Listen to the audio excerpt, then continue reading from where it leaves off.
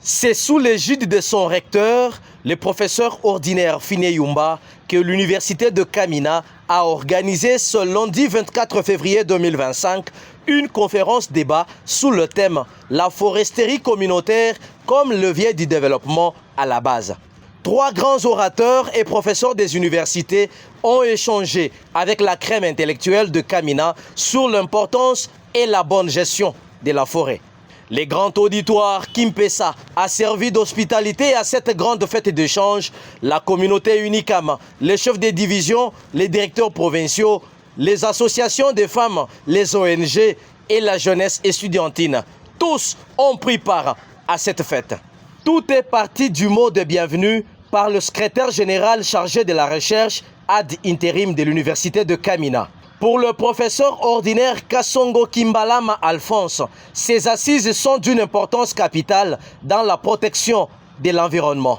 Permettez-moi, en ce moment-ci, de m'acquitter d'abord de ce noble devoir, celui de vous saluer cordialement au nom de la communauté universitaire et également vous remercier d'avoir accepté de rehausser vos présents cette cérémonie. Distingués invités,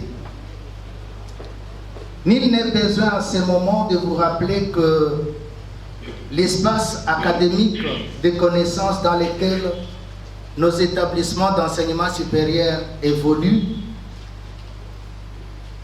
lesquelles connaissances sont axées sur 3 missions révolues à l'université. La première, c'est celle de dispenser ou d'enseigner les connaissances. La seconde, mener des recherches. Et la troisième mission, rendre service à la communauté. D'ailleurs, vous le savez bien, que les connaissances que nous enseignons découlent des recherches pointues reposant sur l'examen d'hypothèses,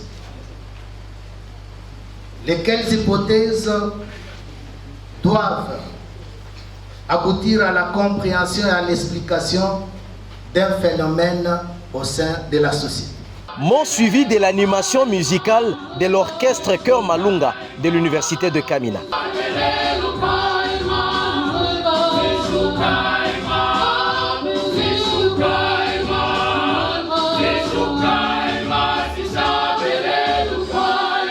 Cette fois-là, le premier exposé avec comme sous-thème étapes et outils de la foresterie communautaire, modèle de concession forestière des communautés locales.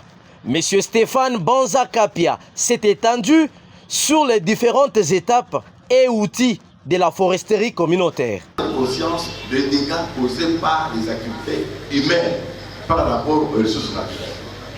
C'est de là qu'est née la politique forestière qui est appelée Code forestier. Et dans ce code forestier, on a démontré qu'il fallait résoudre un problème de contraste entre la richesse, les potentialités forestières et la propriété de la communauté face aux enjeux du monde, l'accaparement des terres, la confiscation des droits coutumiers, et ainsi de suite. 15 minutes ont suffi pour que le professeur Jonathan Ilunga Mouledi s'étende sur les leçons apprises de la foresterie communautaire, enjeux et opportunités. Eux seuls pouvaient être capables de gérer la biodiversité, mais alors que les évidences sur le terrain ont montré le contraire, c'est ainsi que la foresterie communautaire est venue comme un droit, elle-même est centrée sur les droits, les besoins réels, les priorités des communautés locales et des peuples autochtones. Ce qu'il faut noter, c'est que la foresterie communautaire est efficace. Elle est également efficiente parce qu'elle tient compte des aspects du genre, des groupes marginalisés, des peuples autochtones par exemple, et ainsi que des femmes et des enfants. Le troisième exposé est revenu cette fois-là sur le reboisement du Grand Katanga. Le professeur Milor Ngoyi a tout dit. Donc l'objectif du projet, c'est vraiment de reboiser est de mettre en conservation le maximum de surface possible. Ça veut dire que je ne saurais pas vous dire aujourd'hui, nous allons travailler sur 20 000, 30 000, 40 000 hectares. Au mois d'août, nous allons terminer toutes ces phases d'études et nous serons en mesure de fournir des chiffres plus consistants. Mais l'idée, c'est vraiment de travailler sur le maximum des terres dégradées pour faire du reboisement, mais aussi pour faire de la conservation de forêt. Avec comme objectif aussi, finalement, de générer du crédit carbone. Comme j'ai dit, l'idée, c'est de capturer les fonds qui existent au niveau international. Le prof Mounier dit, on a revenu sur la finance climat. Donc, c'est de capturer ces fonds avec des partenaires pour que ces efforts soient récompensés. Et le projet tel qu'il est conçu, il est vraiment conçu sur la base communautaire. Ça veut dire que ici, l'objectif, c'est de travailler principalement avec les communautés, pas avec les privés. En tout cas, pas pour le moment. On étudie aussi cette éventualité, mais pour le moment, c'est d'abord avec les communautés. Et les collègues ont insisté, l'idée de travailler avec les communautés, c'est très bien, mais il faut que les communautés présentent une sécurisation foncière. L'heure des questions-réponses a permis aux participants de relever quelques préoccupations autour de la gestion de la forêt, du reboisement et des mesures d'encadrement. Le professeur a soulevé l'aspect de séquestration du carbone. Oui. Je prends l'exemple de la forêt caducifoliée, où la forêt résidue des biomes cultivés des soulevés, qui perdra son feuillage pendant la saison sèche. Maintenant, comment cette forêt peut arriver à respecter le processus de séquestration du carbone partant de la biomasse perdue en sécheresse? S'il y a perturbation des tonnes d'oxygène rejetées, quels seraient les effets néfastes sur son environnement? Merci. Je pense que quand vous voulez planifier dans votre vie pendant 1 an, vous allez mettre comme culture du riz pour manger. Mais si vous voulez aller au-delà de 10 ans, vous allez planter des arbres. Et en plantant des arbres, il faut éduquer la population. Comment vous pouvez éduquer la population du Haut-Lomami qui sont habitués à couper en désordre les bois sans tenir compte du danger qui les guette en les coupant? Merci. Questions et préoccupations qui ont trouvé satisfaction lors des interventions des orateurs du jour. Les professeurs ordinaires Bondo Mulunda Nicodème, directeur de cabinet du gouverneur de province, et son représentant à ces assises, a placé un mot peu avant de déclarer close la conférence débat sur la foresterie communautaire. Et je voudrais que ces dynamismes continuent et se développent dans notre alma mater. Pour ne pas vous fatiguer, je dirai 3 mots.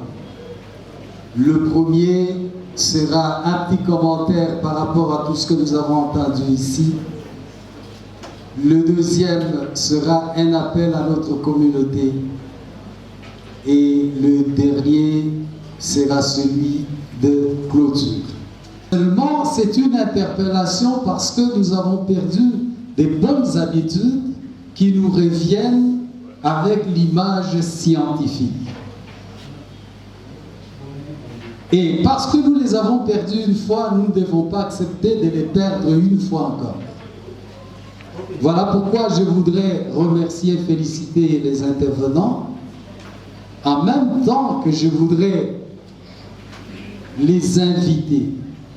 J'étais déjà très content d'entendre leurs commentaires. Je voudrais les inviter à comprendre que les niveaux de la communication étaient tellement élevés qu'ils ne pouvaient pas atteindre toutes nos masses.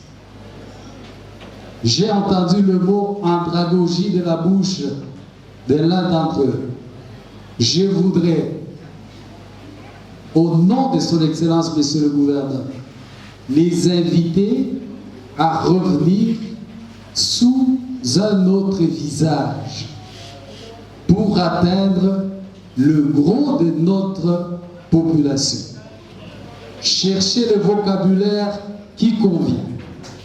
Cherchez les concepts qui conviennent pour que tout le monde puisse s'approprier ces concepts et comprendre que l'homme n'existe pas sans la nature, mais la nature peut exister sans l'homme.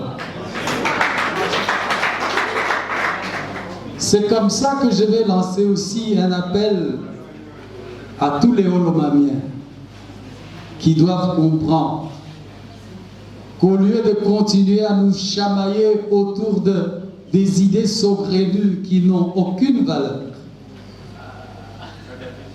approprions-nous cette idée nouvelle qui n'est pas nouvelle, parce que c'est un monde ouvert dans lequel chacun va jouer son rôle et dans lequel chacun a sa part. Close la conférence sur la forêt communautaire et je vous remercie. L'hymne national sanctionne la fin de cette conférence débat en entendant les meilleurs avenirs. Une photo archive est gardée désormais dans l'album de l'université de Kamina. Le chef des travaux, ingénieur Nathan, vice-doyen de l'enseignement à la faculté des sciences agronomiques et médecine vétérinaire, a placé un mot lié à cette conférence. Merci beaucoup, M. Gansia. C'est pour moi une joie immense d'avoir reçu une délégation pareille qui nous parle du reboisement dans Katanga et qui nous ont animés aujourd'hui autour de la foresterie communautaire pour le développement à la base. C'est une joie vraiment parce qu'on attendait depuis très longtemps des initiatives pareilles pour qu'on arrive à gérer de manière communautaire nos forêts. Que la population du Holomie s'approprie ces projets, qu'elle accepte, qu'elle prenne ces projets comme le leur pour qu'on arrive à être édifié davantage pour arriver à gérer nos forêts qui ont l'impact non seulement sur le réchauffement climatique, même pour nos ressources naturelles, comment nous pouvons les gérer aussi. C'est important pour nos communautés.